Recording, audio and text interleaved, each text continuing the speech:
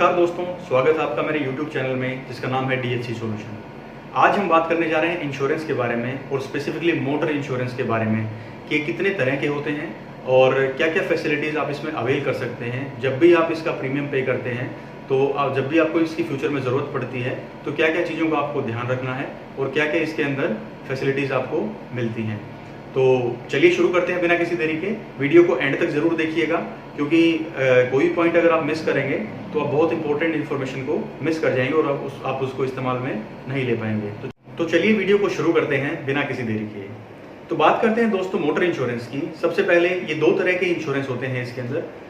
Overall बात करें तो थर्ड पार्टी और फर्स्ट पार्टी। अब देखिए पार्टी शब्द दोनों में है, तो सबसे पहले मैं आपको बता देता हूँ कि ये पार्टी किसको रिप्रेजेंट करती है।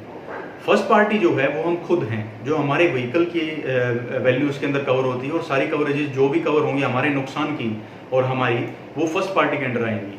थर्ड पार्टी इसके अंदर वो है जो सामने वाली पार्टी है, यानी जिसके अंदर हमारी गाड़ी किसी सोशल प्रॉपर्टी के अंदर लगती है, किसी इंसान के अंदर या किसी भी चीज़ के अंदर टकराती है हमारी गाड़ी और सामने वाले का जो भी नुकसान करती है वो थर्ड पार्टी है। अब कहेंगे फर्स्ट पार्टी सेकंड पार्टी हो गई है, थर्ड पार्टी हो गई, तो इस सेकंड पार्टी कौन है? तो दोस्तों सेकंड पार्टी जो है वो इंश्योरेंस कंपनी है जो इस पूरे क्लेम को हैंडल करेगी या क्लेम देने के लिए लायबल है। तो सबसे पहले एक्सप्लेन करेंगे हम इसमें थर्ड पार्टी को। दोस्तों थर्ड पार्टी वो चीज़ है जब हमारी गाड़ी किसी भी चीज़ में टकराती है, किसी इंसान में, किसी पब्लिक प्रॉपर्टी में या किसी भी अदर व्हीकल में, तो जो सामने वाले का नुकसान हम लोग करते हैं वो कवर होता है थर्ड पार्टी डैमेजेस के अंदर। अब बोलेंगे थर्ड पार्टी इंश्योरेंस कौन कौन लोग करवाते हैं।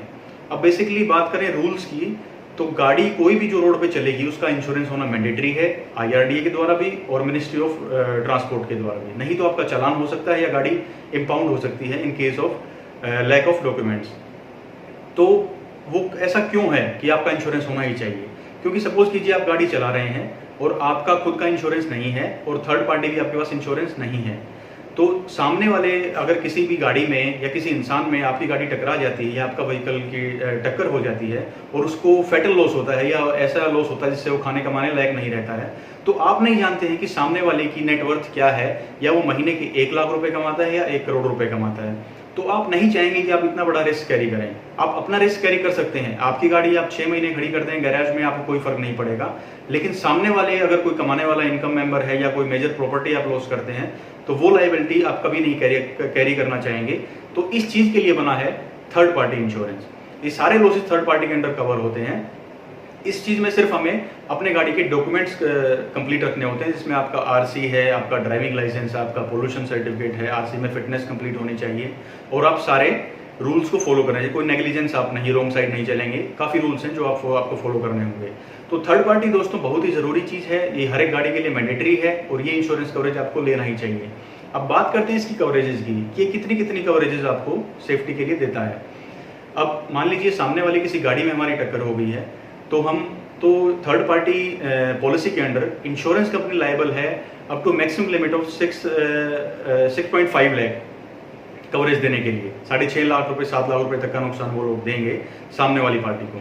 लेकिन मान लीजिए किसी इंसान में लग जाता है और वो गाड़ी आपकी लग जाती है और वो खाने कमाने लायक नहीं रहता है, उसका हाथ पैर या कोई आंख चली जाती है और वो टोटल डिसीज भी हो जाता है कि गुजर भी जाता है, तो उस केस में वो अनलिमिटेड है। उस केस में कोर्ट वो डिसाइड करेगा कि वो अर्निंग मेंबर कितना कमाता था और वो कितना इंश्योरेंस कंपनी लायबल है उसको पे करने के लिए।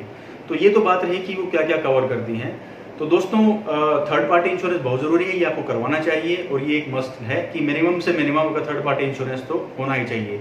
ऐसा करके आप मैक्सिमम लायबिलिटी को ट्रांसफर कर देते हैं इंश्योरेंस कंपनी को। तो दोस्तों अब तक हमने बात की थर्ड पार्टी इंश्योरेंस की, अब हम बात करते हैं फर्स्ट पार्टी इंश्योरेंस की। अब फर्स्ट पार्टी इंश्योरेंस वो है जिसमें हम खुद अपनी गाड़ी, अपने व्हीकल और अपना रिस्क भी कवर करते हैं। सपोज कीजिए हर आदमी नहीं चाहेगा कि हम सिर्फ सामने वाले का ही रिस्क कवर करें, हमें खुद अपने पैसों की वैल्यू पता है तो हम अपना रिस्क भी कवर करना चाहेंगे।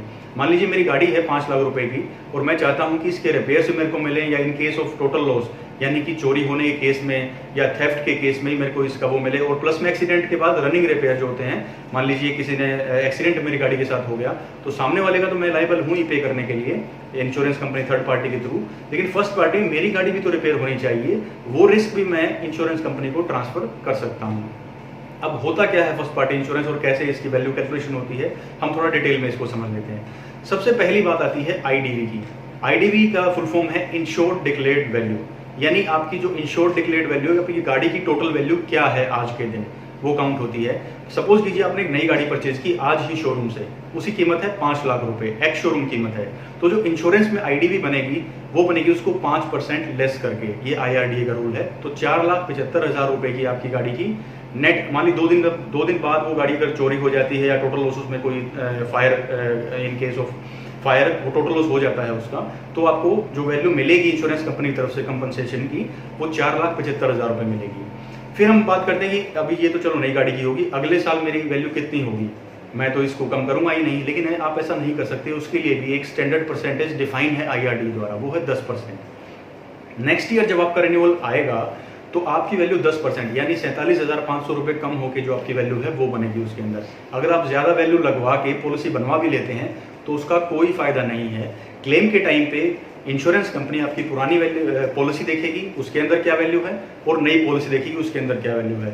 वो पुरानी पॉलिसी में जो वैल्यू है उसमें से 10% लेस करके ही आपको क्लेम देगी, चाहे आपने नई पॉलिसी में कोई भी वैल्यू लगवा रखी हो।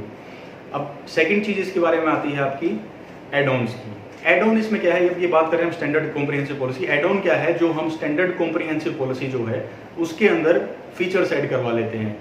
ये तरह तरह के एड ऑन्स होते हैं, जीरो डेप्रिसिएशन है, कंज्यूमेबल है, रिटर्न टू इनवॉइस है, इंजन प्रोटेक्ट है, टायर प्रोटेक्ट है, की एंड लॉक रिप्लेसमेंट है।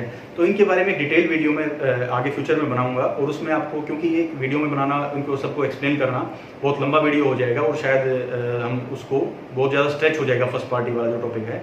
तो हम बता देते हैं कि एड ऑन वो है जो नॉर्मल कॉम्प्रिहेंसिव में एडिशनल प्रीमियम दे के उन फैसिलिटीज़ को ऐड कर सकते हैं ताकि हम उनका भी बेनिफिट ले सकें। तो अब तीसरी बात इसके बाद आती है वो है डिडक्शंस की। मान लीजिए आपकी स्टैंडर्ड कॉम्प्रिहेंसिव पॉलिसी है, उसके अंदर कोई एड ऑन नहीं है, तो इंश्योरेंस कंपनी आपको किस पार्ट के कितने पैसे देगी।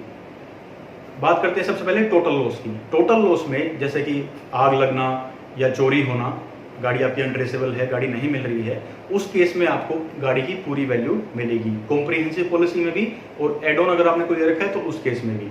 सेकंड चीज आती है, मान लीजिए कोई नॉर्मल एक्सीडेंट हो गया आपका, नॉर्मल चल रहा है आप चल रहे हैं रोड पे, सामने किसी गाड़ी में टक्कर हो गई, हमारा बोनट है, बम्पर है, साइड का फेंडर है, ये सब डैमेज हो गया, अब हमें रिपेयर करवाना है उसको। अब नॉर्मल कॉम्प्रिहेंसिव पॉलिसी में इंश्योरेंस कंपनी पूरा अमाउंट पे करने के लिए लायबल नहीं है, उसके लिए भी स्टैंडर्ड गाइडलाइंस है आईआरडीए की कि वो कितना आपको पे करेगी। सबसे पहले बात करते हैं प्लास्टिक पार्ट्स की। प्लास्टिक है, रबर है जिसमें आपका बैटरी आ गया, एयरबैग आ गई, या कोई भी ऐसा पार्ट है जो प्लास्टिक, रबर, फाइबर प्लस में एयरबैग और बैटरी, इनमें से अगर कोई भी पार्ट होगा तो उसका आपको 50% ही मिलेगा। यानी माने 100 रुपए की आपकी चीज है तो आपको उसमें से 50 रुपए ही इंश्योरेंस कंपनी आपको देगी, 50 रुपए आपको अपनी जेब से लगाने पड़ेंगे।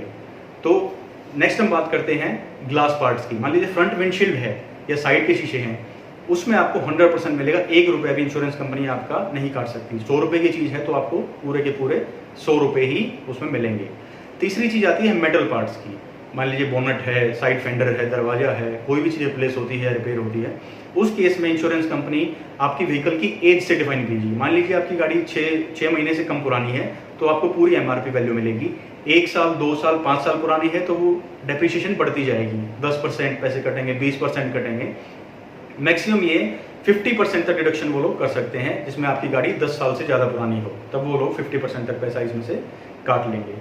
और इसके एडिशनल जो चार्जेस हम इनकर करते हैं वो है जैसे फाइल चार्ज, वो भी आईआरडी द्वारा फिक्स है इंजन की सीसी के हिसाब से। भाई 1000 सीसी से नीचे की गाड़ी है तो उसका अलग फिक्स है, हालांकि 800 रुपये, 500 रुपये जो लगेंगे, और 1000 से 1500 के बीच में है उसमें 1000 रुपीज़ है, 1500 से सीसी से ऊपर इंजन आपका है तो उसमें ज़्यादा फाइल चार्जेस हैं, तो वो भी पैसा आपको इंश्योरेंस कंपनी नहीं देगी, मतलब वो आपसे लेगी, आपके क्लेम अमाउंट में से कट जाएगा। तो इसके बाद हम नेक्स्ट बात करते हैं, जो बच जाता है हमारे पास वो है पर्सनल एक्सीडेंटल कवर प्लस में पैसेंजर कवर और ड्राइवर कवर। ये वो चीज़ें हैं जो थर्ड पार्टी कवर हो गई, हमारी गाड़ी जो फिजिकल चीज़ें हैं वो कवर होगी, लेकिन जो लाइफ हम कैरी कर रहे हैं, लाइफ रिस्क हम कैरी कर रहे हैं इसके अंदर, उसकी बात करते हैं। सबसे पहले है पर्सनल एक्सीडेंटल कवर। ये होता है ओनर का। ओनर का यानी जो आरसी के अंदर ओनर है उसका होगा। फिलहाल ये 15 लाख रुपए का इंश्योरेंस कंपनीज देती हैं जो 1 साल के लिए वैलिड है। और प्लस में इसकी खास बात ये है जो ज़्यादातर लोग नहीं जानते हैं कि ये गाड़ी के अलावा हर जगह वैलिड होगा। आप पैदल चल रहे हैं, आपका एक्सीडेंट हो जाता है तो भी एक्सीडेंटल कवर वैलिड है। अगर आप किसी कोई आपका इंश्योरेंस पॉलिसी जो है वो गाड़ी की है लेकिन आप चला रहे हैं अपनी एक्टिवा या कोई 2 व्हीलर, उस पर आपका एक्सीडेंट हो जाता है ओनर का, तो भी वो कवर है। आपने किसी भी एक पॉलिसी में अगर उसको परचेज कर रखा है जो गाड़ी आपके नाम है, तो ये लेना बहुत मैं सलाह आपको दूंगा कि पर्सनल एक्सीडेंटल कवर एक व्हीकल में जो आपके नाम हो उसमें आप जरूर कवर कीजिएगा। मल्टीपल व्हीकल्स में लेने की जरूरत नहीं है क्योंकि क्लेम आपको एक ही बार मिलेगा इसमें। दूसरा आता है पैसेंजर कवर।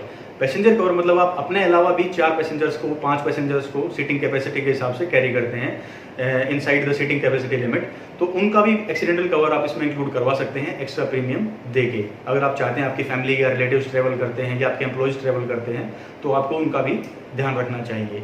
और जिसमें लास्ट कवर आता है वो है पेड ड्राइवर कवर, यानी कोई आप सैलरी पे अपना ड्राइवर रखते हैं और आप चाहते हैं उसकी भी फैमिली है, उसकी भी लीगल लायबिलिटी आप कवर करना चाहते हैं तो उसका भी एडिशनल प्रीमियम आप इसमें देके उसको भी ऐड कर सकते हैं।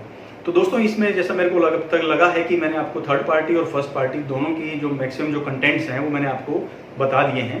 और मैं कोशिश करता हूँ आगे और अच्छे वीडियोज़ इनके बारे में आपके लिए लेके आऊँ।